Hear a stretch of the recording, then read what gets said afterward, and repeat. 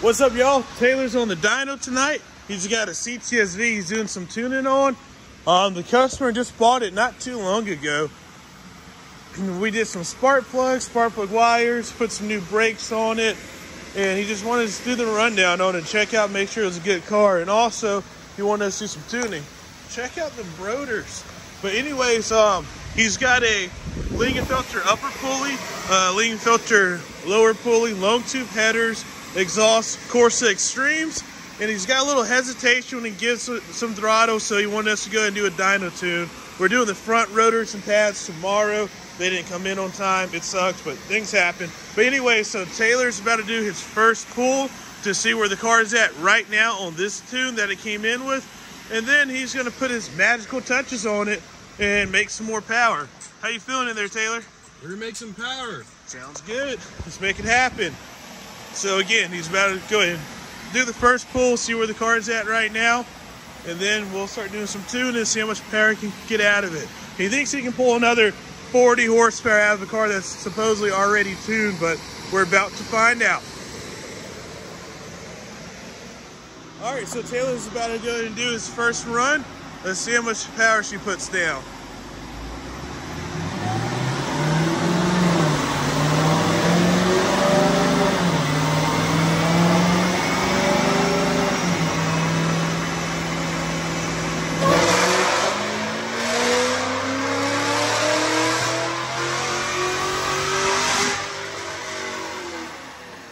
Man, those Corsa Extremes are insane.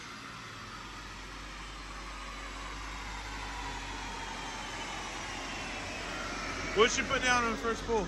We did 549, 534, and it kind of sped up a little bit in that too.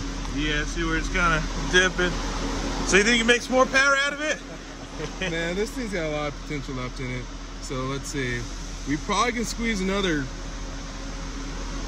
20 horsepower out of this setup. Like, he's still on 93, so. All right, I'll let you do your thing. So Taylor called me over and said he noticed something. What you got? So the customer also complained about the car having a stutter issue. Well, this is the reason why it stutters. Here it's a 7. This is based off of throttle percentage. So basically at 1500 RPM, if the car is given over 9% of throttle, which is barely anything, it goes into power enrichment. So I guess you can say that's pretty much, quote unquote, for lack of better terms, race car mode at 1500 RPM at 9% throttle position. And that's crazy. I can go into details all day, but the reason why is someone didn't want to spend the time tuning a mass airflow like they should. So basically, by them doing that, they skipped a huge important step of tuning, which allows you to let's see, which tunes this mass airflow curve. So they skipped this. They're like, nah, screw this. Let's actually just make it run all the time in power enrichment. So we're actually going to spend time tuning this. So when you give the car over a larger percent of throttle, that's when it's going to kick into PE, which is, you know, also known as race car mode. And that's not called race car mode, guys. That's just an easy way to get the terminology across. Because when this motor is going wide open throttle,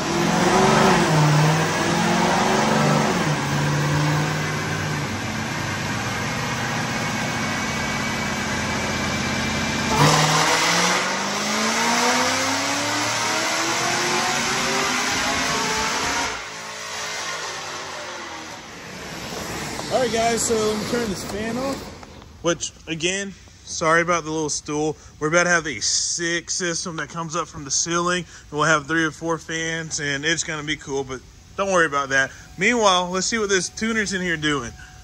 Dang, dude, those are nice gains. So 549 versus 575, 534 versus 556 on a car that's supposedly already tuned. Look at that gain. The green is the first run. The red is the last run file he just did. Look at those gains. So for example, let's see, at 3000 RPM,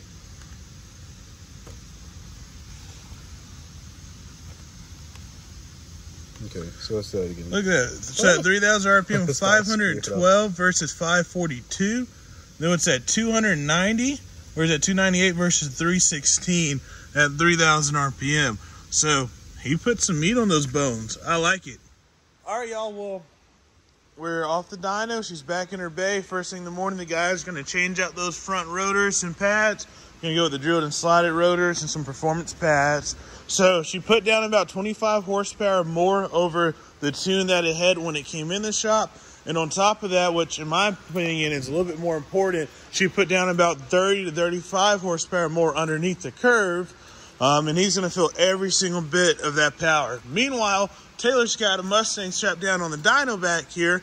It's got our Edelbrock E4 supercharger on it, and we're about to make some power. So I'm thinking it's going to be high 600s. It'd be really amazing if we can tap 700 horsepower to the wheel. So looks like he's over there with the laptop, and we're about to see what it does.